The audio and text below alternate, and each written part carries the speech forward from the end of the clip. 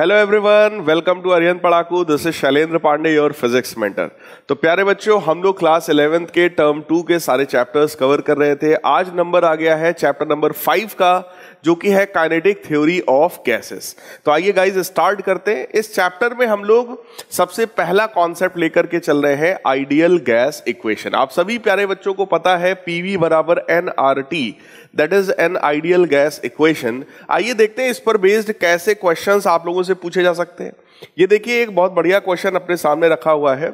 इस क्वेश्चन में कहा जा रहा है molar volume is the volume occupied by 1 mole of any ideal gas at standard temperature and pressure. तो सबसे पहली बात तो हम लोग को यह पता होना चाहिए कि स्टैंडर्ड टेम्परेचर और स्टैंडर्ड प्रेशर क्या होता है। इसी वजह से मैंने ये क्वेश्चन यहां पर लिया है। तो स्टैंडर्ड प्रेशर का मतलब होता है 1 atm प्रेशर। टेम्परेचर हो गया हमारा 0 डिग्री सेल्सियस यानी कि 273 केल्विन।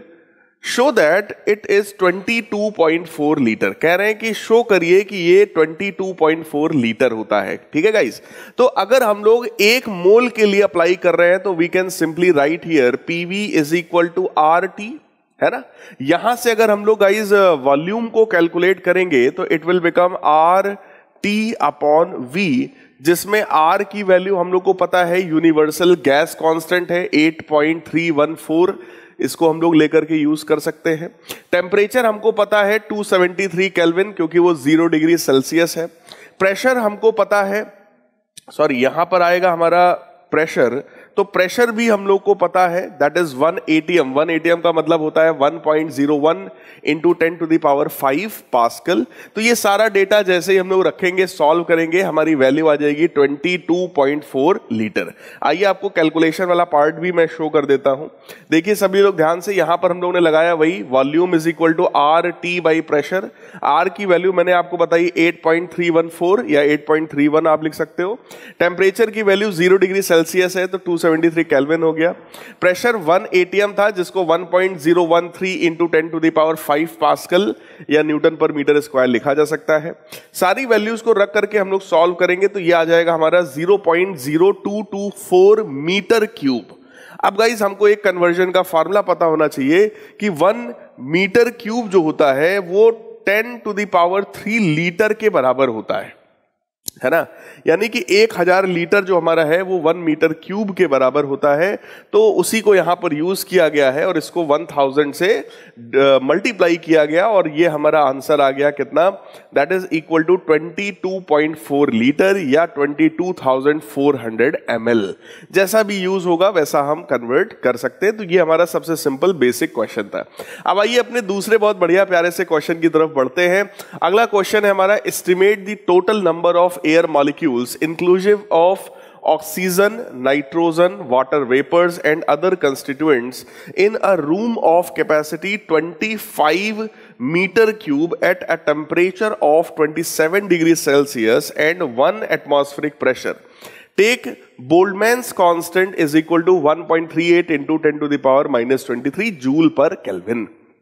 देखो बेटा, अगर हमको ये निकालना है कि भाई टोटल नंबर ऑफ एयर के मॉलिक्यूल्स कितने हैं, ठीक है, नंबर ऑफ मॉलिक्यूल्स अगर हमें निकालना है तो हम लोग यहां पर सिंपल इक्वेशन लगा सकते हैं, पीवी बराबर NKT।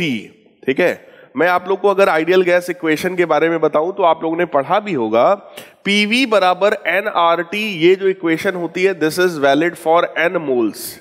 ठीक, n की जगह 1 रख दिया जाए तो पीवी बराबर RT, that will be valid for 1 mole.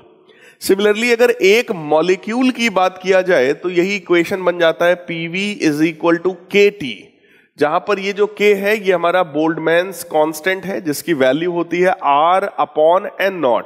N0 क्या है, एवोगाड्रो नंबर, और R क्या है, यूनिवर्सल गैस कांस्टेंट, जो वैल्यू भी लिया था ना 8.314।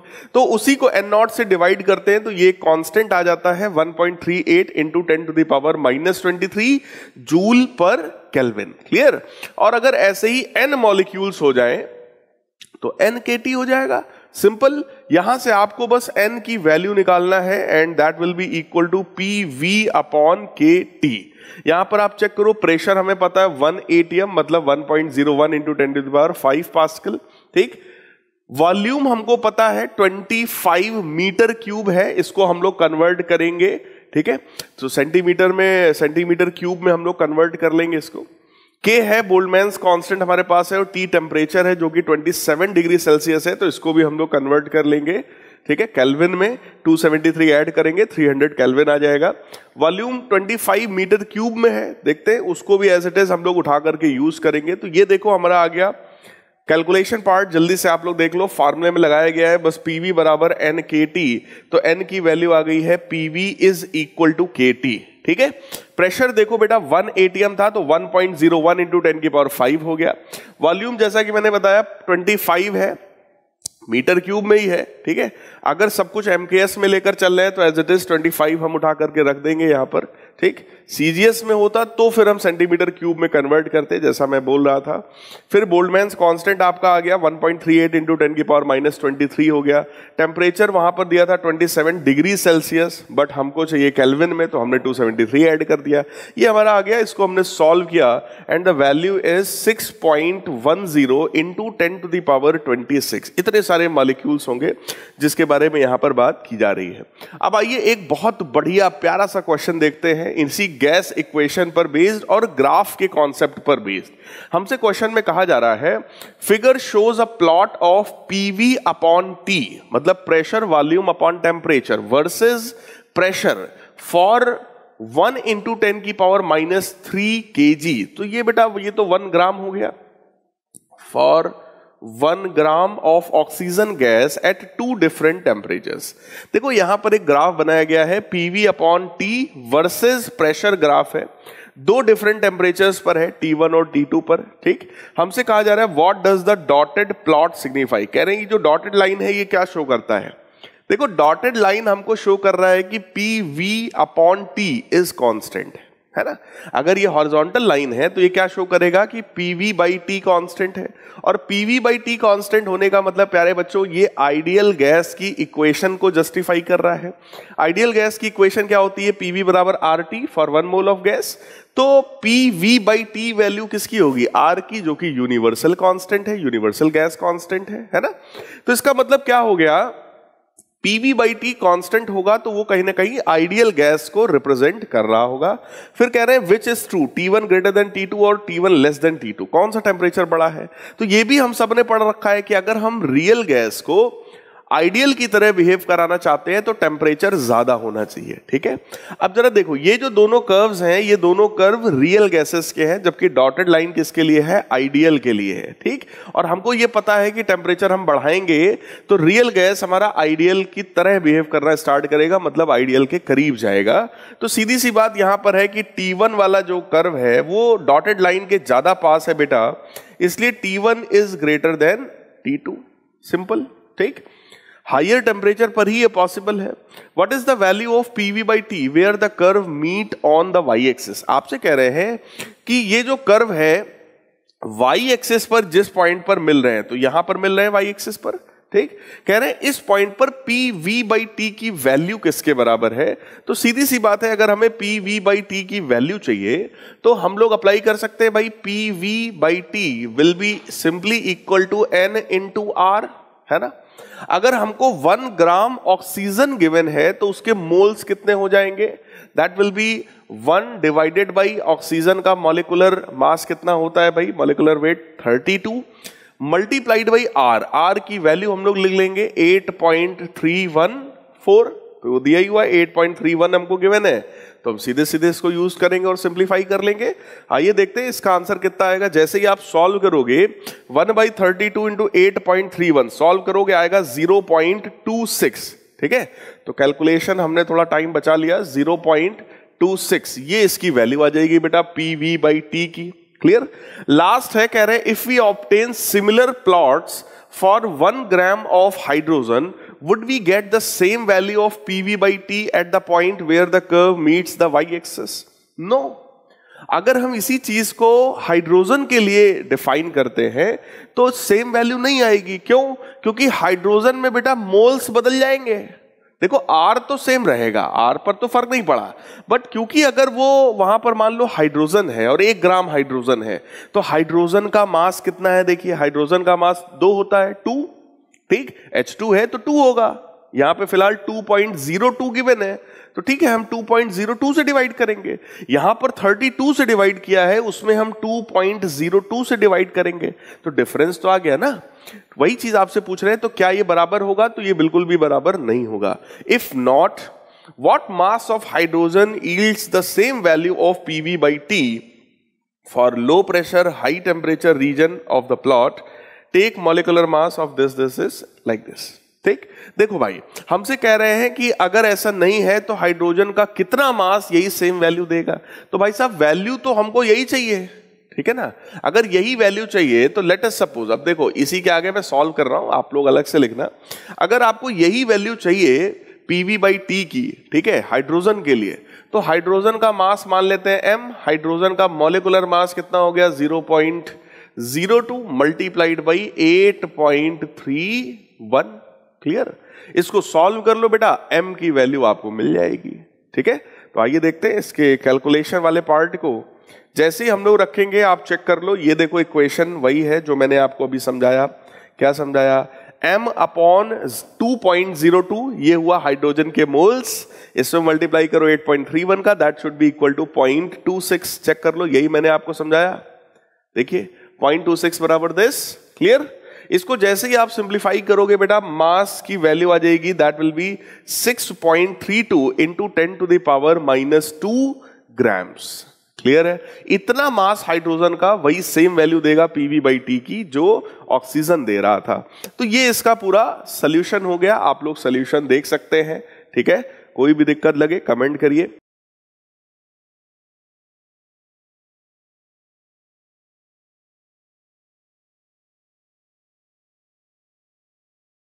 नेक्स्ट टाइप के क्वेश्चंस आ गया हमारा मॉलिक्यूलर वॉल्यूम, है ना, किसी मॉलिक्यूल के वॉल्यूम पर based.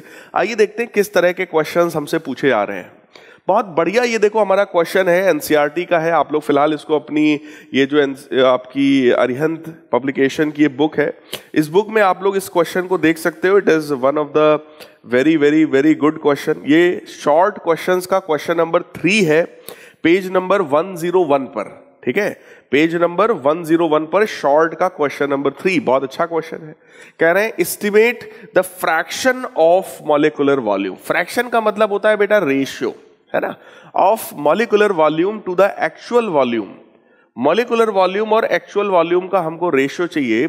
Occupied by the gas at STP, standard temperature and pressure, take the diameter of an oxygen molecule to be 3 angstrom। कह रहे हैं कि डायमीटर जो है वो आप 3 एंगस्ट्रॉम ले लो और मॉलिक्यूलर वॉल्यूम और एक्चुअल वॉल्यूम में रेशियो बताओ। ठीक है, देखो बेटा मॉलिक्यूल्स का वॉल्यूम अगर हमें चाहिए तो हम लोग क्या करेंगे भाई, देखो एक मोल गैस का वॉल्यूम कितना होता है 22.4 लीटर, है ना, तो 22,400 ml होता है एक मोल का वॉल्यूम। अब अगर मान लो n मॉलिक्यूल्स हैं, ठीक है, n मॉलिक्यूल्स हैं, हर एक का वॉल्यूम हमको पता है 4/3 πr³, क्योंकि हमको डायमीटर पता है। अगर डायमीटर है 3 एंगस्ट्रॉम तो रेडियस कितनी हुई 1.5 एंगस्ट्रॉम। क्लियर, रेडियस पता है तो 4/3 πr³ हमें पता है, और उसमें अगर हम n का मल्टीप्लाई कर दें, एक मोल में कितने मॉलिक्यूल्स होते हैं तो आप सबको पता है, एवोगाड्रो नंबर के बराबर है ना। तो आप कहोगे कि भाई एवोगाड्रो नंबर कितना है 6.023 इंटू 10 की पावर 23, ये एवोगाड्रो नंबर है। और एक का वॉल्यूम कितना है 4/3 πr³, और r कितना है 1.5 एंगस्ट्रॉम, मतलब हो गया इंटू 10 की पावर -10। ठीक है, तो ये इसका वॉल्यूम आ गया। और फिर मॉलिक्यूलर वॉल्यूम अगर हम एक मोल का देखें तो वो कितना है 22.4 लीटर, यानी 22,400 ml। तो आइए देखते हैं इसी का कैलकुलेशन मैंने आपको यहां पर देखो करके दिखाया। पहले तो रेडियस हम निकालेंगे तो वो 1.5 यानी कि डायमीटर का आधा हो जाएगा। वॉल्यूम कितना है 4/3 πr³ into Avogadro number, multiply करके देखो सॉल्व किया गया तो आ गया वॉल्यूम हमारा 8.52 cc, मतलब क्या हो गया हमारा क्यूबिक सेंटीमीटर। ये कौन सा वॉल्यूम है बेटा, ये मॉलिक्यूल का वॉल्यूम है ना, मॉलिक्यूलर वॉल्यूम है ये मॉलिक्यूल का, जबकि एक्चुअल वॉल्यूम एक मोल गैस का कितना होता है 22,400 ml। हमसे इन्हीं का तो रेशियो पूछा है ना। तो ये देखो हमारा वॉल्यूम रखा हुआ है मॉलिक्यूलर वॉल्यूम, और ये रहा हमारा एक्चुअल वॉल्यूम। दोनों को अगर हम डिवाइड करेंगे तो दैट इज 3.8 इंटू 10⁻⁻⁴। तो ये फ्रैक्शन यूनिटलेस होगा। वैल्यू आपके सामने रखी है, कॉन्सेप्ट आई थिंक आपको समझ में आ गया होगा। मॉलिक्यूल के वॉल्यूम और एक्चुअल वॉल्यूम में बेसिक डिफरेंस समझ जाओ। एक्चुअल वॉल्यूम होता है 22,400 क्यूबिक सेंटीमीटर एक मोल का, किसी भी गैस का हो, 1 मोल है तो इतना ही होगा, क्लियर। और मॉलिक्यूलर वॉल्यूम जो है वो मॉलिक्यूल का वॉल्यूम है, एक मॉलिक्यूल का 4/3 πr क्यूब, और ऐसे n नंबर ऑफ मॉलिक्यूल्स। तो एक मोल में कितने होते हैं आप सबको पता है, ठीक। आइए इसी पर बेस्ड एक बहुत बढ़िया अगला क्वेश्चन देखते हैं। ये क्वेश्चन भी बहुत अच्छा क्वेश्चन है। Given below are the densities of some solids and liquids, give rough estimate of the size of their atoms. हम लोग को एक लिस्ट दी गई है, carbon, gold, nitrogen, lithium, fluorine. Actual mass given है एटॉमिक मास यूनिट में, और डेंसिटी हमको गिवन है 10⁻³ के टर्म्स में, ठीक। ये डेंसिटी है, ये एक्चुअल मास है। हमसे कहा जा रहा है कि आप रफ एस्टिमेट दे दो साइज ऑफ द एटम। देखो साइज का मतलब यहां पर होता है बेटा रेडियस से। अगर हमको रेडियस पता है तो समझ जाओ हमको साइज भी पता है। अब आप सीधे सीधे कॉन्सेप्ट लगाओ। अगर डेंसिटी पता है तो डेंसिटी का मतलब क्या होता है भाई साहब, मास अपॉन वॉल्यूम, ठीक। थोड़ा सा अगर हम लोग दिमाग लगा लें, क्योंकि हमको यहां एटॉमिक मास पता है। एटॉमिक मास जो होता है बच्चों, वो कितने मोल का मास होता है? Atomic mass is the mass of 1 मोल, जिसको मोलर मास कहते हैं आप, है ना। तो अगर ये मोलर मास है तो हमको यहां पर रखना चाहिए capital M upon molar volume, ठीक। मोलर वॉल्यूम पर बेस्ड अभी आपने पीछे क्वेश्चन किया। आप कहोगे सर एक मोल में n0 एवोगाड्रो नंबर के बराबर मॉलिक्यूल्स होते हैं, और हर एक का वॉल्यूम कितना हुआ 4/3 πr³ के बराबर हो गया, ठीक। That is equal to density rho. तो यहां से अगर कोई पूछे r³ की वैल्यू कितनी है तो आप निकाल सकते हैं, that will B 3m upon 4πn0 रो। और ये क्यूब है तो r की वैल्यू आ गई हमारे पास 3m upon 4πn0 Avogadro number density whole power 1/3, clear. ये हमारे पास रेडियस की वैल्यू आ गई। हालांकि फार्मूला देखो काफी खतरनाक सा आया है, कैलकुलेटिव है प्यारे बच्चों, लेकिन हम लोग वैल्यू रखेंगे भाई, सॉल्व करेंगे, और कोई ऑप्शन नहीं है हमारे पास। तो 3 इंटू मोलिकुलर मास देखो कितना है, कार्बन के लिए हमको गिवन है 12, क्लियर। तो इसको 12 को हम लोग वहां रखेंगे। इसको हम लोग कन्वर्ट कर सकते हैं अपने यूनिट के हिसाब से, सिस्टम के हिसाब से, कि हम CGS में कर रहे हैं या हम MKS में कर रहे हैं। 4πn0 की वैल्यू हमको पता है, और डेंसिटी भी हमको पता है, दैट इज 2.22। अब देखो ये जो 12 होता है ना, ये CGS में चलता है, यानी कि सेंटीमीटर में हमको फिर डेंसिटी वहां पर चाहिए होगी, ग्राम पर मीटर क्यूब की जगह सेंटीमीटर में कन्वर्ट हमें करना पड़ जाएगा। आइए इसके कैलकुलेशन वाले पार्ट को आपको दिखाता हूं, ठीक। देखो मॉलिक्यूलर मास हमको पता था 12, डेंसिटी हमको पता थी। फार्मूला मैंने आपको बताया कितना, 3m into 10⁻³ upon 4πn0 into density, clear. ये वही काम किया गया है कि जो मास था उस मोलिकुलर मास को, क्योंकि हमने बताया ना CGS में होता है, तो या तो आप डेंसिटी को कन्वर्ट कर लो CGS में, या तो फिर मोलिकुलर मास को कन्वर्ट कर लो MKS में। तो हमने क्या किया, मोलिकुलर मास में 10⁻³ का मल्टीप्लाई करके उसको पूरे सिस्टम को एक जैसा बना लिया MKS में, ठीक। अब देखो भाई 3 है, ये देखिए मोलिकुलर मास कितना था हमारा, 12 इंटू 10⁻³ 4, देखिए पाई, देखिए, ठीक। एवोगाड्रो नंबर देखो लिखा है। इसके बाद क्या था, डेंसिटी, और वो डेंसिटी जो हमको गिवन थी एज इट इज, वो डेंसिटी हम लोग ने ले ली। तो डेंसिटी गिवन थी 2.22 into 10⁻³ clear, as it is ले लिया, उसको सॉल्व किया तो ये आंसर हमारा आया 1.29 इंटू 10⁻10 मीटर, जो कि हो जाता है 1.29 एंगस्ट्रॉम। क्लियर है। हो सकता है आप लोगों को ये छोटा छोटा दिख रहा हो, लेकिन प्यारे बच्चों सेम कैलकुलेशन सेकंड पार्ट में, थर्ड पार्ट में, फोर्थ पार्ट में, फिफ्थ पार्ट में, सब में सेम कैलकुलेशन इसी तरीके से आपको करना पड़ जाएगा। ठीक है, तो ये कैलकुलेटिव क्वेश्चन है, लेकिन कॉन्सेप्ट जो था वो कॉन्सेप्ट मैंने आपको अच्छे से समझा दिया है। ये सेम क्वेश्चन आपको आपकी एनसीईआरटी बुक में मिल सकता है, हमारी अरिहंत पब्लिकेशन की इस बुक में भी सेम क्वेश्चन आपको मिल सकता है, that is at page number 103 and question number 37। Long question है, पहला लॉन्ग क्वेश्चन है इस चैप्टर का और बहुत अच्छा क्वेश्चन है, कैलकुलेटिव है, बट कॉन्सेप्ट आपको अच्छे से समझा देगा ये क्वेश्चन। ठीक, फिर आइए अगला। अब हमारा ये मेन, इस चैप्टर का एक मेन मेजर टॉपिक आया, that is kinetic interpretation of temperature. Temperature का क्या इफेक्ट होता है काइनेटिक थ्योरी पर, या हम देखें काइनेटिक एनर्जी ऑफ गैस पर। अब हमसे कह रहे हैं why temperature less than 0 kelvin is not possible. 0 kelvin से नीचे टेम्परेचर क्यों नहीं पॉसिबल है? तो बेटा इसके पीछे रीजन है। देखो, रीजन ये होता है कि एक मॉलिक्यूल की जो एवरेज काइनेटिक एनर्जी होती है half mv² for one molecule, that is basically 3/2 kT, है ना। 3/2 kT उसकी काइनेटिक एनर्जी होती है एक मॉलिक्यूल की। अब अगर आप टेम्परेचर 0 ले लेते हो तो ये काइनेटिक एनर्जी की वैल्यू बेटा कितनी आ जाएगी? 0, है ना।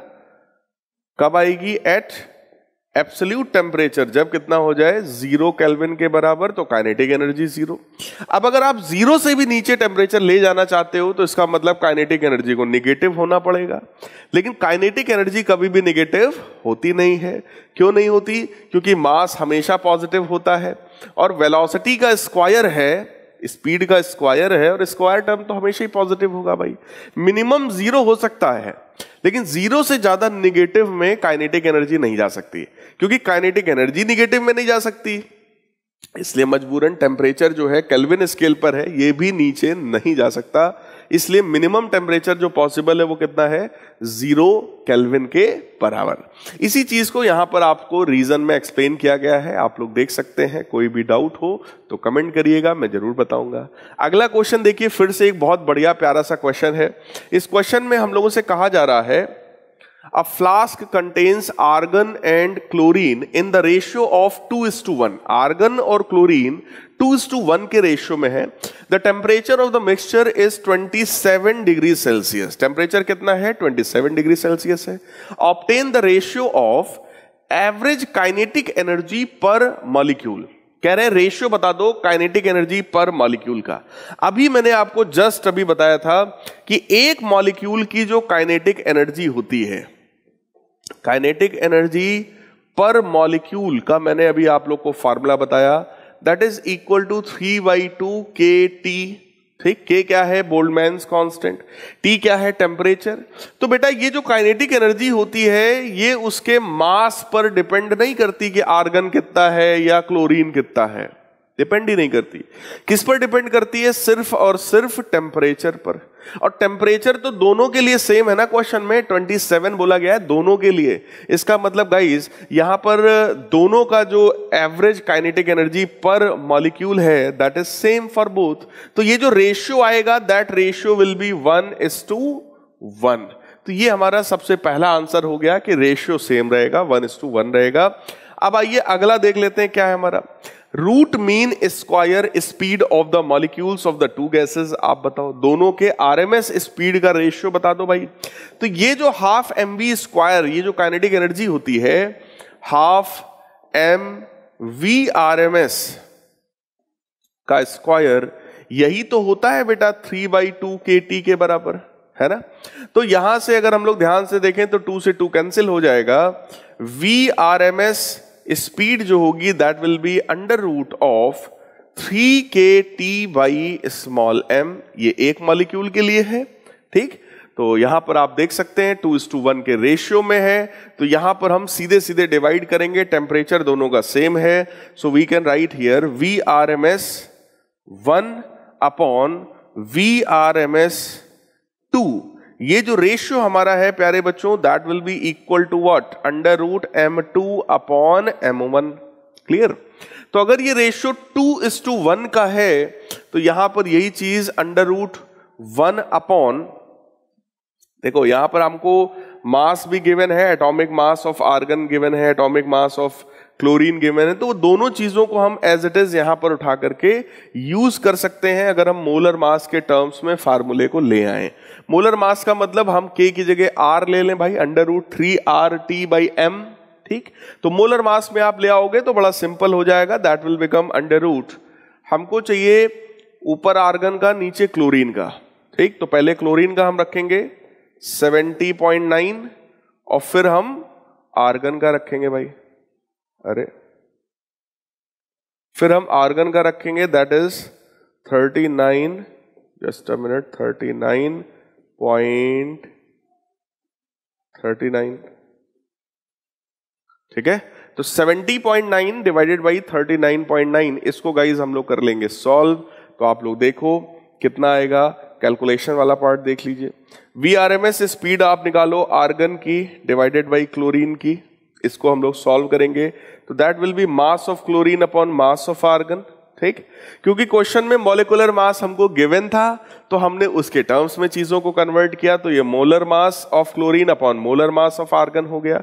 सो that became 70.9 divided by 39.9, solve किया, वैल्यू आ गई 1.777। उसका भी क्या लेना था हमको, देखो मैंने निकाला था √ लेना है इसका भी, ठीक। तो √ आप ले लोगे, आ जाएगा वैल्यू 1.33।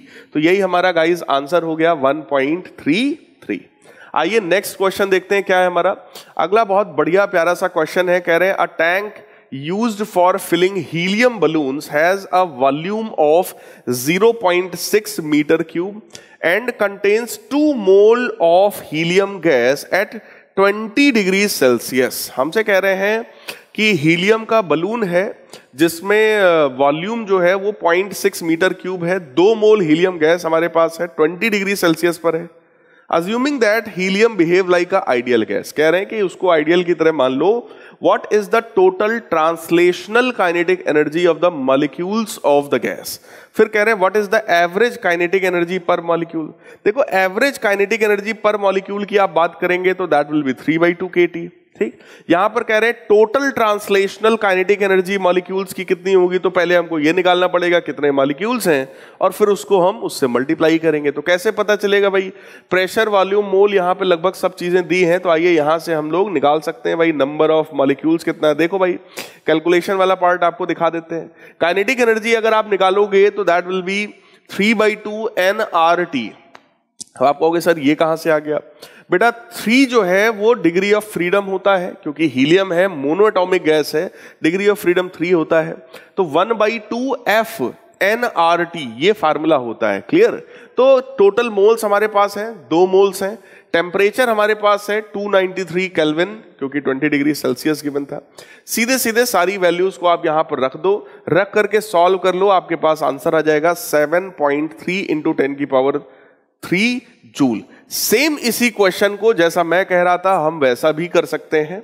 उसके लिए हमको यहां पर यह ध्यान देना पड़ेगा कि हमको कितने मोल्स गिवन है। तो भाई हमको 2 मोल्स गिवन है हीलियम के, ठीक है। तो 2 मोल्स में कितने मॉलिक्यूल्स होते हैं ये हम निकाल लेंगे। Number of the helium divided by Avogadro number 6.023 × 10⁻23, ठीक। तो ये हमारे पास टोटल नंबर ऑफ मॉलिक्यूल्स आ जाएंगे, that will be 2 multiplied by Avogadro number.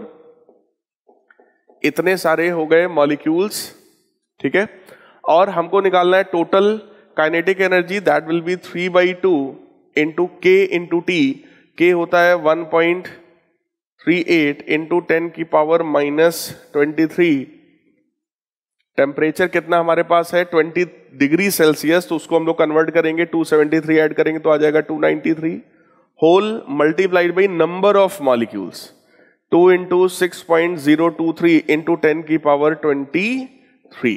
तो ये 23 और ये वाला -23 हो जाएगा बेटा कैंसिल, ठीक है। 3/2 है तो इस 2 से ये वाला 2 भी कैंसिल। जो बचा है ये हमारा आने वाला है आंसर 3 × 1.38 × 293 × 6.023, क्लियर। लगभग ये हमारी टोटल ट्रांसलेशनल काइनेटिक एनर्जी आएगी। यहां पर सॉल्व होकर के हमारा आया है 7.3 × 1000। आइए इसको हम लोग मल्टीप्लाई करके देखते हैं कि ये हमारा कितना आने वाला है। तो आपकी जस्ट सेटिस्फैक्शन के लिए मैं उसको मल्टीप्लाई कर दे रहा हूं। That is 3 into 1.38 into 293 into 6.023। ये हमारा सॉल्व होकर के आ गया प्यारे बच्चों 7306.02। ठीक, 7306.02। ये हमारी टोटल ट्रांसलेशनल काइनेटिक एनर्जी बेटा आ रही थी, जो कि जूल्स में होगी। क्लियर? तो वही आइए मैच कर लेते हैं आंसर हम लोग। तो यहां पर भी देखो वही लिखा है 7.3 इंटू 10⁻3, तो 7300 ये भी हो गया है ना, और 7306 हमारा भी आ रहा है। तो ये भी मेथड सही है, जो यहां पर किया गया है ये भी मेथड सही है। बोथ मेथड्स आर करेक्ट कि आप पहले नंबर ऑफ मॉलिक्यूल्स निकाल लें और फिर आप सॉल्व करें, या फिर आप इस तरीके से सीधे सीधे फार्मूला लगा लें। तो इस फार्मूले के बारे में भी मैं आपको बता दे रहा हूं कि अगर हमें टोटल ट्रांसलेशनल काइनेटिक एनर्जी अगर हमें निकालनी है तो फार्मूला होता है 1/2 F इंटू nRT। N क्या है? नंबर ऑफ मोल्स, और F होता है प्यारे बच्चों degree of freedom. Degree of freedom, ठीक है। किसी भी मोनो एटॉमिक गैस के लिए डिग्री ऑफ फ्रीडम होती है 3, डाई एटॉमिक के लिए होता है 5, और पॉली एटॉमिक या ट्राई एटॉमिक के लिए होता है 6 डिग्री ऑफ फ्रीडम। ठीक, तो जैसा भी होगा उसको उठाकर हम लोग यहां पे रख के directly answer we can find out. Clear है? जबकि एक मॉलिक्यूल की बात करें तो दैट इज 3/2 kT। तो 3/2 हमें पता है, K कांस्टेंट हमें पता है, टेम्परेचर पता है। सॉल्व कर लेंगे and it will become 6.07 into 10⁻⁻21 joule. Clear है गाइस? आइए नेक्स्ट क्वेश्चन देखते हैं। अगेन बहुत बढ़िया क्वेश्चन है। देखो प्यारे बच्चों, अगर आप लोग मेरी इस पूरी सीरीज को फॉलो कर रहे हो ना, तो मैं गारंटी लेकर बोल रहा हूं आप बहुत अच्छा स्कोर करने वाले हैं। लेकिन कुछ सिस्टम होता है बेटा पढ़ने का, जो मैं यहां पढ़ा रहा हूं, ये क्वेश्चंस मैं आपको करा रहा हूं, आई होप आप लोग को समझ में आ रहे होंगे। लेकिन इसको समझने के लिए अच्छा तरीका यह है कि जब ये लेक्चर आए, इससे पहले आप अपनी बुक से एक बार चैप्टर को रिवाइज कर लो, ताकि आपको पता हो बेसिक क्या फार्मूले होते हैं, किस तरीके से वो फार्मूले डिराइव होते हैं, है ना। तभी आप उन फार्मूले के एप्लीकेशन पार्ट को समझ पाओगे न्यूमेरिकल्स के थ्रू। तो अगर आप लोग सब लोग मेहनत कर रहे हो तो मेरी गारंटी है आप बहुत अच्छा परफॉर्म करोगे, जैसे क्लास 12th वाले बच्चे कर रहे हैं। 12th के बच्चे एक एक लेक्चर को बहुत अच्छे से फॉलो करते हैं, और वो बच्चे बहुत अच्छा परफॉर्म भी किए। टर्म 1 एग्जाम बहुत अच्छा गया, बहुत जल्दी टर्म 2 का मैं शुरू करने वाला हूं उनके लिए, है ना। तो आप लोग भी मेहनत करो, अभी से मजा आ जाएगा आपको। और ये सीरीज आपको जेईई मेंस और नीट में भी हेल्प करने वाली है, केवल बोर्ड में नहीं, जेईई मेन और नीट के एग्जाम में भी आपको हेल्प मिलेगी, 100% हेल्प मिलेगी। ठीक है, आइए। At what temperature is the root mean square speed of an atom in an argon gas cylinder equal to RMS speed of the helium gas atom at -20 degree Celsius. Atomic mass हमको argon का given है question में, और helium के लिए भी हमको atomic mass given है। देखो आरएमएस स्पीड के रेशियो की बात कर रहे हैं, तो पहले आपको पता हो कि भाई आरएमएस स्पीड होती क्या है। आरएमएस स्पीड का फार्मूला होता है √3RT/m। क्लियर? कह रहे किस टेम्परेचर पर आरएमएस स्पीड जो है वो हीलियम और आर्गन की बराबर हो जाएगी। तो आइए देखते हैं। VRMS ऑफ, we can write here helium upon VRMS of argon. ठीक, इसकी बात हमें करनी है। That will be equal to √ of temperature of helium upon molar mass of helium into temperature of argon और मोलर मास ऑफ आर्गन, ये सब √ के अंदर। क्योंकि हमसे कहा गया है दोनों का आरएमएस हमें बराबर कराना है। ठीक, अगर ये दोनों बराबर हो गया तो ये वैल्यू 1 के बराबर हो जाएगी, ये डिनोमिनेटर इधर आ जाएगा। तो हम सीधे सीधे लिख सकते हैं mass of helium temperature of argon is equal to mass of argon and temperature of helium। Clear? आइए देखते हैं कैसे सॉल्व होगा भाई। हमको ये देखना है कि एटॉमिक मास, पहली बात तो हमको हीलियम का पता है कितना है, that is 4 unit. Temperature argon का हमको नहीं पता है, ठीक, आर्गन का ही टेम्परेचर हमको निकालना है, तो TAR आर्गन के लिए निकालना है। मास आर्गन का हमको पता है, दैट इज 39.9 यूनिट। और टेम्परेचर हमको हीलियम का पता है, RMS speed of helium, helium का हमें पता है टेम्परेचर -20। -20 का मतलब बेटा 273 अगर मैं ऐड करूंगा तो ये बन जाएगा 253। भाई माइनस में है ना, और इसको अगर मैं इससे कैंसिल करूं, इसको मैं रफली अगर मैं 40 मान लूं तो ऑलमोस्ट 10 आएगा। तो ये टेम्परेचर जो हमको मिल गया दैट इज 253 और एक 0 और बढ़ा लीजिए, तो टेम्परेचर जो आर्गन का आएगा वो nearly that will B 2530 kelvin के इक्वल आना चाहिए। आइए आंसर चेक करते हैं। 25 देख लीजिए आ गया आंसर, 2530 मैंने कहा है, 2523.7 आंसर आपका एग्जैक्ट आ रहा है। मैंने यहां पर बेटा एक छोटा सा अप्रोक्सीमेशन ले लिया था कि ये जो 39.9 है ये नियरली 40 के बराबर है, इसलिए मैंने इसको कट करके 10 लिख दिया था, ठीक। लेकिन अगर आप एग्जैक्टली सॉल्व करते हैं वैल्यूज को रख करके तो you will get your answer exact, और वो एग्जैक्ट आंसर कितना आएगा, दैट इज 2523.7 केल्विन। क्लियर है? आई होप आप लोग को समझ में आ गया होगा। अगला क्वेश्चन देखो, इंटरनल एनर्जी पर है, बहुत बढ़िया क्वेश्चन है। कह रहे हैं what will be the internal energy of 8 gram of oxygen at STP।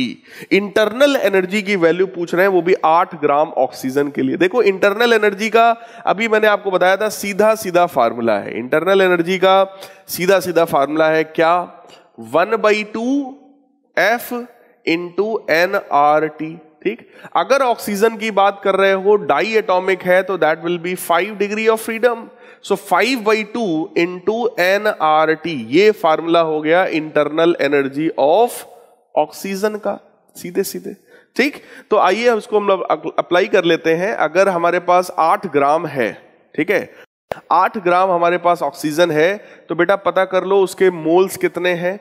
तो you can write here 5/2 multiplied by 8 ग्राम है, 32 से आप डिवाइड कर दोगे, मल्टीप्लाइड बाई R 8.31, और टेम्परेचर हमको स्टैंडर्ड टेम्परेचर प्रेशर बोल रहा है, तो स्टैंडर्ड मतलब हो गया 273 केल्विन, है ना, STP पर।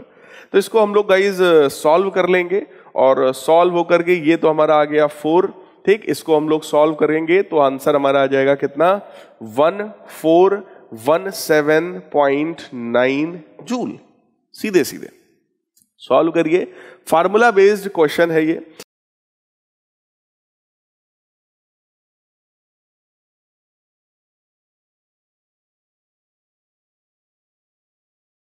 आइए आगे बढ़ते हैं। अगला कॉन्सेप्ट हमारा आ गया डिग्री ऑफ फ्रीडम। हालांकि डिग्री ऑफ फ्रीडम हम लोगों ने पीछे भी यूज कर रखा था। डिग्री ऑफ फ्रीडम का मतलब होता है it is the total number of ways in which a system can possess energy, in which a system can exchange energy from surroundings, ठीक है। कोई सिस्टम कितनी तरीके से सराउंडिंग के साथ एनर्जी का एक्सचेंज कर सकता है, उसको हम लोग प्यारे बच्चों कहते हैं डिग्री ऑफ फ्रीडम, ठीक। मोनोटॉमिक के लिए 3 होती है, डाईएटॉमिक के लिए 5 होती है, और पॉलीएटॉमिक के लिए 6 डिग्री ऑफ फ्रीडम होती है। हायर टेम्परेचर पर डाईएटॉमिक और पॉलीएटॉमिक में 2-2 डिग्री ऑफ फ्रीडम और बढ़ जाती है, जो कि वाइब्रेशनल एनर्जी के कारण होती है। अब आइए क्वेश्चन देखते हैं। कहा जा रहा है calculate the number of degrees of freedom in 15 centimetre cube of nitrogen. देखो बेटा, अगर 15 सेंटीमीटर क्यूब है नाइट्रोजन का, तो पहले आप इससे क्या निकालो, टोटल मोल्स निकालो नाइट्रोजन के, ठीक है। तो उसके लिए हमको क्या करना पड़ेगा, अगर ये सेंटीमीटर क्यूब में है तो हमको 22,400 इससे डिवाइड करना पड़ेगा, ठीक, और मल्टीप्लाई कर देंगे हम किससे, एवोगाद्रो नंबर से। तो ये हमारे पास टोटल नंबर ऑफ मॉलिक्यूल्स आ गए। क्लियर है? दूसरी बात नाइट्रोजन है। नाइट्रोजन का एक मॉलिक्यूल का डिग्री ऑफ फ्रीडम कितना होता है, मैंने आपको बताया डाईएटॉमिक है तो 5 डिग्री ऑफ फ्रीडम होता है। अगर 5 डिग्री ऑफ फ्रीडम है और इतने सारे मॉलिक्यूल्स हैं तो you will multiply the whole number with 5 also, तो that will be total degree of freedom. ठीक, क्या तरीका है, पहले हमने निकाले इसके मोल्स, एवोगाड्रो नंबर मल्टीप्लाई करके हमने फिर निकाल लिए टोटल नंबर ऑफ मॉलिक्यूल्स। एक मॉलिक्यूल का डिग्री ऑफ फ्रीडम है 5, तो टोटल का निकाल लो भाई, मल्टीप्लाई कर लो। आओ देखते हैं क्या आएगा सॉल्व करके। कैलकुलेशन देखो भाई साहब, सबसे पहले क्या किया, ये देखो 15 था, उसको 22,400 से डिवाइड किया, मोल्स आ गए। 6.023 इंटू 10 की पावर 23 से मल्टीप्लाई किया, नंबर ऑफ मॉलिक्यूल्स आ गए कितने, 4.03 इंटू 10 की पावर 20। ठीक, इसके बाद हम क्या करेंगे, एक का होता है डिग्री ऑफ फ्रीडम 5, इतने सारे हैं, सब में 5 का मल्टीप्लाई उठाकर कर देंगे तो हमारे पास आ गया 2.015 into 10 to the power 21 degrees of freedom. इतने सारे, क्योंकि मॉलिक्यूल ज्यादा है ना, एक मॉलिक्यूल का डिग्री ऑफ फ्रीडम आपको बताया गया 3, 5, 6 है ना, तो उसमें जितने होंगे उतने का मल्टीप्लाई करेंगे। अगला देखो बेटा क्वेश्चन, बहुत अच्छा क्वेश्चन है ये भी। अगेन दिस क्वेश्चन आप अपनी इस अरिहंत वाली इस बुक से देख सकते हो। इस किताब की इतनी अच्छी खासियत है, इतने बढ़िया बढ़िया क्वेश्चंस इसमें सब सेलेक्ट करके रखे गए हैं कि अगर आप पूरा लगाओ ना बुक तो आपको मजा आ जाएगा। 100% मैं बता रहा हूं, गारंटीड है। अगर आप चैप्टर को अच्छे से एक बार पढ़ के इस पूरी बुक को सॉल्व करते हो तो आपको एक कॉन्फिडेंस आ जाएगा अपने सिलेबस पर, और आप एग्जाम तो वैसे भी बहुत अच्छा करोगे और जेईई नीट में भी आपको बहुत ज्यादा हेल्प मिलने वाली है। तो ये क्वेश्चन पेज नंबर 102 पर दिया हुआ है, क्वेश्चन नंबर 16 है, शॉर्ट क्वेश्चंस का है। ठीक है, मैं आपको अच्छे अच्छे शॉर्ट और लॉन्ग दोनों टाइप के क्वेश्चंस करा रहा हूं। ठीक है, तो a diatomic gas is heated in a vessel to temperature of 10,000 kelvin. Diatomic gas है बेटा, और टेम्परेचर कितना है 10,000 kelvin. Then each molecule possess an average energy E1। देखो बेटा, अगर आप इतने टेम्परेचर पर बात करोगे तो एनर्जी का फार्मूला अभी मैंने क्या बताया, 1/2 F इंटू KT है ना, ये बताया था 1/2 F into nRT। nRT n moles के लिए होता है। ठीक, लेकिन अगर हमसे कह रहे हैं ईच मॉलिक्यूल, एक मॉलिक्यूल की बात करो तो हमें nRT की जगह KT लेना चाहिए। मैंने समझाया था PV बराबर RT फॉर 1 मोल, PV बराबर KT फॉर 1 मॉलिक्यूल। इसका मतलब we should take here KT for 1 molecule. ठीक, अगर बेटा डाई एटॉमिक गैस है तो डिग्री ऑफ फ्रीडम कितने होते हैं, 5। क्लियर, लेकिन क्योंकि 10,000 केल्विन पर आप बात कर रहे हो, टेम्परेचर इतना ज्यादा है कि वहां पर डिग्री ऑफ फ्रीडम कितने हो जाएंगे, मैंने कहा था ना 2 बढ़ जाएंगे, तो दैट विल बिकम 7/2 KT। ठीक, लेकिन अगर आप बात करोगे एट 300 केल्विन, 300 केल्विन पर अगर आप बात करो तो यही एनर्जी आपकी कितनी हो जाएगी, that will be 1/2 FKT। So this will become what, this will be diatomic है। ठीक, ये टेम्परेचर आपका नॉर्मल टेम्परेचर है, तो this will become 5/2 KT। Temperatures आप देख लो भाई, 10,000 है और यहां पर हम रखेंगे 300। हमसे कह रहे हैं due to after some time few molecules escape into the atmosphere at 300 kelvin due to which their energy changes to E2। तो E2 भी हमने निकाल दिया। कैलकुलेट E1 अपॉन E2, बहुत सिंपल है, कह रहे हैं E1 अपॉन E2 बता दो हमें, तो करो बेटा।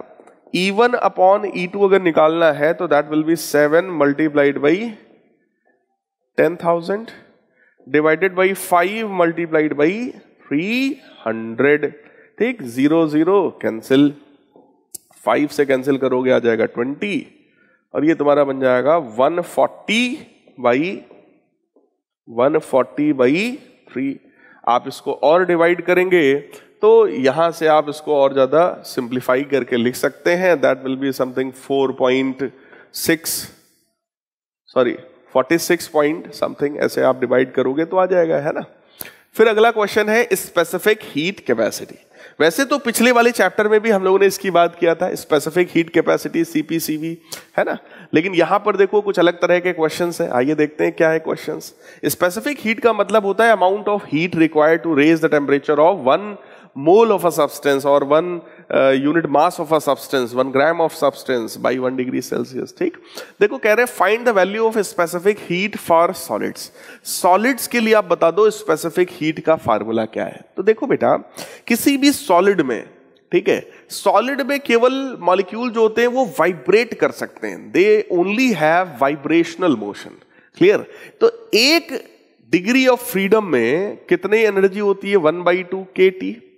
ठीक, ऐसे कितने डिग्रीज ऑफ फ्रीडम यहां पर हो गए? 2। भाई वाइब्रेशनल है तो इधर जा सकता है या फिर इधर जा सकता है। वाइब्रेट करेगा ना, ऐसे ऐसे करेगा या ऐसे ऐसे करेगा, तो किसी दो ही डायरेक्शन में तो जाएगा, पॉजिटिव एक्स एक्सिस में, नेगेटिव एक्स एक्सिस में, या पॉजिटिव वाई में, नेगेटिव वाई में। क्लियर? तो इसके पास सिर्फ और सिर्फ दो ही डायरेक्शंस हो गई जिस पर वो वाइब्रेट करेगा।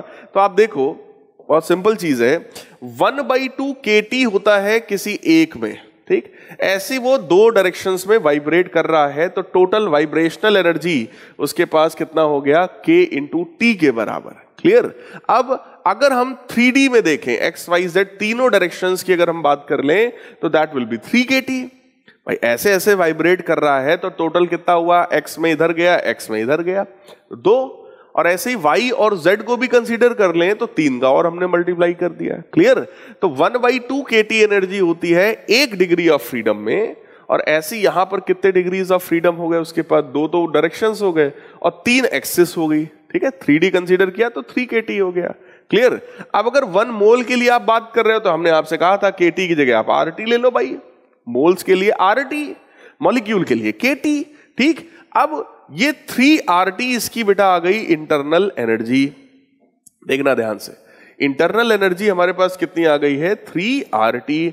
और आप सबको पहले भी पता है CV जो होता है वो du/dt के बराबर होता है, जो कि यहां पर सीधे सीधे कितना आ जाएगा? 3R। तो किसी भी सॉलिड में केवल एक स्पेसिफिक हीट होती है, दैट इज CV, यानी कि specific heat at constant volume, और उसकी वैल्यू कितनी है? 3R for all solids. सभी सॉलिड्स के लिए ये कितनी होती है? 3R के बराबर। तो ये देखो सॉल्व करके आपको यहां पर बताया गया है, that is equal to 3R। ठीक, ऐसा। अब एक क्वेश्चन सेम टाइप का आपको यहां पर दिया गया, आपसे कह रहे हैं specific heat of 1 mole of water बता दो, वाटर के लिए बता दो। तो देखो बेटा वाटर में क्या होता है, सब कुछ वही है। देखो kT यहां पर भी हो गया, 3 kT यहां पर भी हो गया, बट वाटर में कितने एटम्स हैं? सोचो, H2O, तो 2 हाइड्रोजन और 1 ऑक्सीजन, तो टोटल बेटा कितना हो गया? 3, है ना? तो 3 से मल्टीप्लाई हम फिर से कर देंगे। एक मॉलिक्यूल वाटर का है तो उसमें 3 एटम्स हैं, तो हमने क्या किया? 3 का मल्टीप्लाई और कर दिया। और अगर हम 1 मोल की बात कर लेंगे वाटर के, तो that will become 9RT। Clear? तो वाटर के लिए CV की वैल्यू कितनी हो गई? 9R। एग्जैक्टली सेम तरीके से 9R। ठीक, R की वैल्यू हमको पता है 8.31, सॉल्व किया तो वैल्यू आ गई 75 जूल पर kg। नेक्स्ट कॉन्सेप्ट है हमारे पास मीन फ्री पाथ, और आइए देखते हैं इस पर बेस्ड क्वेश्चन कैसा है। इस पर तो क्वेश्चन जेईई मेन में भी पूछा गया, डायरेक्ट फार्मूला बेस्ड है ना, तो अच्छा एक इंपॉर्टेंट कॉन्सेप्ट है, बस आपको फार्मूला रिवाइज करा दें, इस वजह से मैंने ये क्वेश्चन चूज किया है। Calculate the mean free path of a molecule of a gas at a room temperature and 1 atmospheric pressure. Radius of the gas molecule is 2 × 10⁻⁻10 metre. देखो हमको रेडियस पता है। अब यहां पर हमारे पास सीधे सीधे फार्मूला होता है। मीन फ्री पाथ का फार्मूला क्या है? KT/√2πd²P, जिसमें KT क्या है आपको पता है? बोल्ट्जमैन्स कांस्टेंट, देखो वैल्यू रखी है। टेम्परेचर हमको पता है स्टैंडर्ड, तो वो 300 हो गया, क्योंकि देखो 27 डिग्री सेल्सियस पर बात आपसे की जा रही है। ठीक है ना? Mean free path at room temperature, room temperature का मतलब ही होता है 27 डिग्री सेल्सियस, तो वो हमने रख दिया यहां पर। ठीक, √2 की वैल्यू होती है 1.414। ठीक, पाई की वैल्यू हमें पता है। डायमीटर हमको पता है, क्योंकि क्वेश्चन में हमको दिया गया है रेडियस। रेडियस अगर पता है 2 का मल्टीप्लाई कर लो, डायमीटर आ जाएगा, दैट विल बी 4 × 10⁻⁻10। तो उसको हमने रख दिया 4 × 10⁻⁻10, और डायमीटर का स्क्वायर है। और फिर प्रेशर, प्रेशर एटमॉस्फेरिक प्रेशर होगा 1.01 × 10⁵ पास्कल। तो इसको हम लोग सॉल्व कर लेंगे, आ जाएगा मीन फ्री पाथ हमारा 5.75 × 10⁻⁸ मीटर। क्लियर? नेक्स्ट है आरएमएस स्पीड, एवरेज स्पीड और मोस्ट प्रोबेबल स्पीड पर बेस्ड क्वेश्चन। तो आइए गाइस देखते हैं इस पर कैसे क्वेश्चंस पूछे जाते हैं। Calculate the temperature of the atoms at which RMS speed of the argon gas is equal to RMS speed of the helium gas at -10 degree Celsius. Same question मैं करवा चुका हूं, इसलिए मैं इसको रिपीट नहीं करूंगा। इस तरीके से मैंने बताया था, आरएमएस स्पीड का फार्मूला होता है ना 3RT/m अंडर रूट के अंदर, उसको ऐसे रख करके आप सॉल्व करोगे, you will get this answer. फिलहाल अगला क्वेश्चन ये वाला देखिए। You are given following data about a group of particles where n1 represents the number of molecules, ये number of molecules है 2, 4, 8, 6, 3। फिर कह रहे हैं v1 जो है उनकी वो स्पीड है, तो v1 स्पीड हमको गिवन है 1, 2, 3, 4, 5। कह रहे हैं कैलकुलेट एवरेज स्पीड। अब बेटा एवरेज स्पीड, इस तरह के क्वेश्चंस आप लोगों ने क्लास आई थिंक 9th में किया होगा, जिसमें अगर हमको नंबर ऑफ मॉलिक्यूल्स पता है, स्पीड सबकी पता है। नंबर ऑफ मॉलिक्यूल्स कितना है भाई? 2, 4, 8, 6 और 3। स्पीड कितनी है? 1, 2, 3, 4 और 5। ठीक, एवरेज अगर हमें निकालना है, एवरेज स्पीड अगर हमको निकालना है, तो उसके लिए हमें क्या करना पड़ेगा? We will have to make one column, that will be n1 v1, multiply करो, दैट विल बी 2, ये बन जाएगा हमारा 8, ये बन जाएगा हमारा 24, ये हमारा बन जाएगा 24, ये हमारा बन जाएगा 15। और यहां पर इन सबको ऐड कर लो, सिग्मा nv। ठीक, इन सबको ऐड कर लो भाई। ठीक, जैसे ही ऐड करोगे you will have the value sigma nv summation. Clear? अब एवरेज स्पीड का फार्मूला हो गया बेटा n1 v1 plus n2 v2 plus n3 v3 plus n4 v4 plus n5 v5 divided by n1 plus n2 plus n3 plus n4 plus n5। तो इसको अगर हम लोग ऐड कर लेंगे तो that will B sigma n। तो देखो मैं आपको सीधे सीधे फार्मूला बता रहा हूं, बाकी कैलकुलेशन तो आपको ही करना पड़ेगा।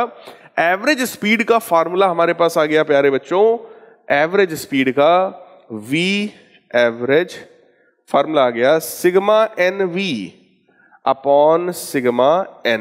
क्लियर? देखो, ये देखो, सबको जोड़ जोड़कर सॉल्व किया गया और डिवाइड करने पर वैल्यू कितनी आ गई? 3.17। तो आप देख लो n1 v1 plus n2 v2 plus n3 v3 plus n4 v4 plus n5 v5 upon n1 plus n2 plus n3 plus n4 plus n5। फिर कह रहे हैं आरएमएस स्पीड बता दो भाई। RMS speed root mean square speed, मतलब speed के square के मीन यानी एवरेज का अंडर रूट। क्लियर? तो पहले यहां पर एक नया कॉलम बना लो स्पीड के स्क्वायर का, तो उससे हम लोग क्या निकालेंगे? n1 into v1 square. Clear? तो v1 स्क्वायर हुआ 1 इंटू 2, तो 2 ही आ गया। 2 का स्क्वायर हुआ 4 इंटू 4, कितना आ गया भाई? 16। 3 का स्क्वायर हुआ 9, 9 इंटू 8 कितना आ गया? 72। ठीक, 4 का स्क्वायर कितना हुआ हमारा? 16 इंटू 6 अगर हम लोग कर लेंगे that will be 96 I think। 5 का स्क्वायर हो गया 25 इंटू 3 कर लेंगे that will be 75। तो ये बेटा आ गया sigma nv square, sigma nv square. और आरएमएस स्पीड का फार्मूला क्या है? n1 v1 square plus n2 v2 square plus n3 v3 square plus n4 v4 square plus n5 v5 square upon n1 plus n2 plus n3 plus n4 plus n5। Solve कर लो, answer आ गया 3.36 metre पर second. ध्यान देने वाली बात है, average speed से थोड़ा ज्यादा ही आया है आरएमएस स्पीड। ठीक, फिर हमसे तीसरी स्पीड पूछी गई है, मोस्ट प्रोबेबल स्पीड क्या होगी। तो अब सोचो, अगर हमको एवरेज स्पीड पता है, हमको आरएमएस स्पीड पता है, तो उसका यूज करके हम लोग यहां से मोस्ट प्रोबेबल स्पीड निकाल सकते हैं। जैसे आरएमएस स्पीड का बेटा फार्मूला होता है ना, कितना? आरएमएस स्पीड का फार्मूला होता है अंडर रूट 3RT/m या अंडर रूट 3kT/m। क्लियर? अगर एक मोल की बात कर लें तो अंडर रूट 3RT/m होता है। इसी तरीके से आपका जो मोस्ट प्रोबेबल स्पीड है उसका फार्मूला होता है अंडर रूट 2RT/m। 3 की जगह 2 हो जाता है। एवरेज में 8/पाई यूज किया जाता है। तो देखो मोस्ट प्रोबेबल जो है उसमें हम लोग क्या यूज करते हैं? 2kT/m या 2RT/m। क्लियर? अब 2 है और हमको तो 3kT/m यानी कि आरएमएस पता है, तो उसके लिए हम क्या करेंगे? 2 का मल्टीप्लाई कर लेंगे और 2 तो खैर था ही, 3 का मल्टीप्लाई कर लेंगे और 3 का डिवाइड कर देंगे। तो ये क्या बन जाएगा? 3kT/m और ये 2/3 का एक टर्म आ गया। तो अंडर रूट 2/3, अंडर रूट 2/3 का मल्टीप्लाई आप कर दोगे अगर आरएमएस स्पीड में, तो you will get which speed? Most probable speed. Clear है? तो ये फैक्टर याद रखिएगा, most probable speed most probable speed is equal to under root 2/3 of RMS speed. ठीक है, तो मोस्ट प्रोबेबल स्पीड अगर हमें निकालनी है, ठीक, तो RMS में हमें क्या करना पड़ेगा, अंडर रूट 2/3 का हमको मल्टीप्लाई करना पड़ेगा। आइए आगे बढ़ते हैं। ठीक, नेक्स्ट है consider an ideal gas with the following distribution of the speeds. कह रहे हैं कि एक आइडियल गैस है जिसमें ये डिस्ट्रीब्यूशन है स्पीड्स का, जिसमें स्पीड दी है 200, 400, 600, 800, 1000। परसेंट ऑफ मॉलिक्यूल्स है, 10% मॉलिक्यूल्स की स्पीड 200 है, 20% की स्पीड 400 है, 40% की स्पीड इतनी है, फिर 20%, फिर 10%। कह रहे हैं RMS स्पीड बता दो, तरीका वही है। ठीक, सिंपल। फिर कह रहे हैं हेंस टेम्परेचर बता दो। अब आइए सीधे सीधे मैं आपको इसका कैलकुलेशन पार्ट शो करता हूं, क्योंकि इसी तरह का एक क्वेश्चन मैं करवा चुका हूं। तो sigma NV square upon sigma n, ये फार्मूला हो गया RMS स्पीड के स्क्वायर का। तो n कितना था, 10, देख लीजिए 10 था परसेंट ऑफ मॉलिक्यूल्स, और स्पीड कितनी है उनकी 200 है, तो 200 का स्क्वायर किया। ऐसे 20 इंटू 400 का स्क्वायर, 40 इंटू 600 स्क्वायर, ऐसे सॉल्व किया हम लोगों ने पूरा। तो सॉल्व होकर के ये वैल्यू हमारे पास कितनी आ गई है, दैट इज 639 मीटर पर सेकेंड। कह रहे हैं इस डेटा से RMS स्पीड अब आ गई है, तो आप हमें टेम्परेचर बता दो। भाई RMS स्पीड जो होती है उससे हाफ mv स्क्वायर पता है, half mv RMS square that is equal to 3/2 kT। जैसे ही आप 3/2 kT के बराबर करोगे, आप चेक कर लो यहां से टेम्परेचर नहीं आ जाएगा। भाई 1/3 मास हमको पता है, VRMS का स्क्वायर पता है, और बोल्ट्जमैन कांस्टेंट पता है। क्लियर, देखो यहां पर बोला गया है हमसे आइडियल गैस है। क्लियर, और मास भी हमको गिवन है कितना, 3 इंटू 10 की पावर -26 kg। तो 3 इंटू 10 की पावर -26 यहां रखो। RMS स्पीड हम लोगों ने निकाली रखी है, ये 639, उसका स्क्वायर करो, वो स्क्वायर करके आप यहां पे रखो। KB हमको बोल्ट्जमैन कांस्टेंट पता है, उसको यहां पे रखो, सॉल्व करो तो ये वैल्यू आ जाएगी 296। फिर आपसे अगला कह रहे हैं if all molecules with the speed 1000 metre पर second escape from the system. कह रहे हैं 1000 मीटर पर सेकेंड वाले ये जो सारे मॉलिक्यूल्स हैं, अगर ये सिस्टम से एस्केप कर जाएं, तो नई RMS स्पीड बताओ और नया टेम्परेचर बताओ। तो बेटा ठीक है, उसको हटा देंगे भाई, पांचवा टर्म हटा देंगे। ये देखो पहला टर्म, ये देखो दूसरा टर्म, ये तीसरा टर्म, चौथा टर्म, पांचवा हटा देंगे। पांचवा कौन सा था, ये वाला भाई 10 इंटू 1000 का स्क्वायर, ये वाला टर्म हटा देंगे। जो बचा उतने को लिखेंगे divided by n1 plus n2 plus n3 plus n4 तक रखेंगे, n5 नहीं जोड़ेंगे भाई हम। ठीक है, उसको सॉल्व कर लेंगे, आ जाएगा। तो ये आ जाएगा 584 मीटर पर सेकेंड, और उसी के करस्पॉन्डिंग टेम्परेचर आप निकाल दोगे, that will B 248 kelvin. Clear, थोड़े से कैलकुलेटिव क्वेश्चंस होते हैं इस तरह के, लेकिन इंपॉर्टेंट क्वेश्चंस हैं, तो आई होप आपको अच्छे से समझ में आया होगा। फिर आता है प्रॉपर्टीज ऑफ मिक्सचर, मतलब किसी दो तरह की चीजों को मिक्स कर दिया जाए और हमसे कहा जाए कि आप बताओ CP मिक्सचर क्या होगा, CV मिक्सचर क्या होगा। ये देखते हैं क्वेश्चन कैसे आते हैं। If 1 mole of a monoatomic gas is mixed, 1 mole of monoatomic gas is mixed with 3 moles of the diatomic gas. 1 mole monoatomic gas को 3 मोल डाई एटॉमिक गैस के साथ mix किया गया। What is the molar specific heat at constant volume. ठीक है, value नहीं है, volume है। कांस्टेंट वॉल्यूम पर आप CV मिक्सचर का बता दो।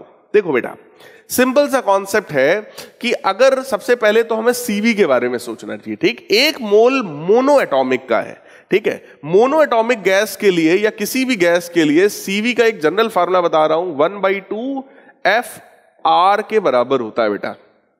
ठीक, मोनो एटॉमिक है तो डिग्री ऑफ फ्रीडम कितना हो जाएगा, 3, तो 3/2 R। ठीक, डाई एटॉमिक है तो डिग्री ऑफ फ्रीडम कितना हो जाएगा, 5, तो 5/2 R।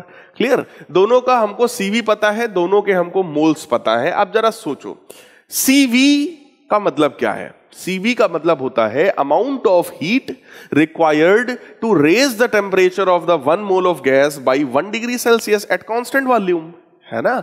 अमाउंट ऑफ हीट हमें निकालना है, तो वही अमाउंट ऑफ हीट का फार्मूला हमने लगाया NCV डेल्टा T पहले के लिए, NCV डेल्टा T दूसरे के लिए। भाई टोटल कितना हीट रिक्वायर्ड है, तो पहली गैस को हीट करने के लिए प्लस दूसरे को हीट करने के लिए। तो पता ये चला मोल्स इसके कितने हैं, 1, इसका CV कितना है 3/2 R, और टेम्परेचर में चेंज हम करेंगे डेल्टा T। क्लियर, सिमिलरली इसके मोल्स कितने हैं 3, इसका CV कितना है 5/2 R, और इसमें भी टेम्परेचर चेंज करेंगे डेल्टा T। तो पता चला 9 R डेल्टा T हमारे को टोटल हीट रिक्वायर्ड है। टोटल हीट कितनी रिक्वायर्ड है, 9 R डेल्टा टी। अब सोचो टोटल मोल्स कितने हो गए, तो टोटल मोल्स हमारे पास है 1 मोल मोनोटॉमिक और 3 मोल हमारे डाइएटॉमिक है, तो टोटल मोल्स हो गए बेटा 4 के बराबर।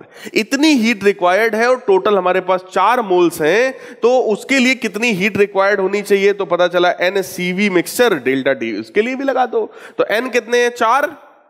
इस बार जो CV होगा वो किसका होगा, मिक्सचर का होगा, क्योंकि जब मिक्स करने के बाद देखोगे तो टोटल कितना आ गया हमारा, CV मिक्सचर और डेल्टा टी। देखो हम लोग ने यहां कॉन्सेप्ट क्या लगाया, एनर्जी का। ठीक, हमने ये कहा कि ये 1 मोल मोनोटॉमिक है, 3 मोल हमारी डाइएटॉमिक है, इसको मिक्स किया तो एक मिक्सचर बना। ठीक, अब हमने क्या बोला, स्टेटमेंट को समझिएगा। हमने कहा amount of heat required to raise the temperature of this mixture by delta T, ठीक, that is will be equal to the amount of heat required for monatomic gas plus amount of heat required for the diatomic gas. Simple. ठीक, वो दोनों को add करोगे इसके बराबर आ जाएगा, और जैसे ही ऐड करके हमने सॉल्व किया तो आप चेक कर लो 9R डेल्टा टी हमारा 4CV डेल्टा टी के बराबर है, तो ये 9/4R के बराबर आ जाएगा, that is 2.25R। That is one of the very very very important question. ठीक है, CV मिक्सचर आ गया 2.25R। क्लियर। अब देखो सेम इसी कॉन्सेप्ट को दूसरे मेथड से एक्सप्लेन करने के लिए मैंने एक और क्वेश्चन लिया आपके लिए भाई। वो क्वेश्चन क्या है, a gaseous mixture contains 16 gram of helium, monoatomic है, and 16 gram of oxygen, diatomic है। भाई हीलियम है मोनोटॉमिक और ऑक्सीजन है आपका diatomic. Then calculate the ratio of CP upon CV of the mixture. फिर से वही क्या निकालना है, मिक्सचर का गामा। गामा मतलब क्या होता है, CP अपॉन CV। देखो बेटा जो अभी आपको बताया मैंने, उसी चीज को अगर फार्मूले के टर्म्स में हम रखें, अभी तक मैंने आपको पूरा का पूरा कॉन्सेप्ट बताया, ठीक, कि भाई अमाउंट ऑफ हीट के रिस्पेक्ट में कर लो। अब मैं फार्मूला बता रहा हूं, CV मिक्सचर का फार्मूला है NCV1 plus N2CV2 divided by N1 plus N2। अगर 16 ग्राम हीलियम के हैं, 4 से डिवाइड करो तो 4 मोल हो गए। ठीक, तो 4 मोल हीलियम का, CV कितना है हीलियम का भाई, तो आप कहोगे सर हीलियम मोनोएटॉमिक है, तो 3/2R हो गया। प्लस ऑक्सीजन का देखो 16 ग्राम है, इसका मतलब 32 से डिवाइड करेंगे तो 1/2 मोल्स हो गए, और ऑक्सीजन डाइएटॉमिक है तो इनके लिए 5/2R हो गया, डिवाइडेड बाई 4 मोल्स इसके और 1/2 मोल्स इसके।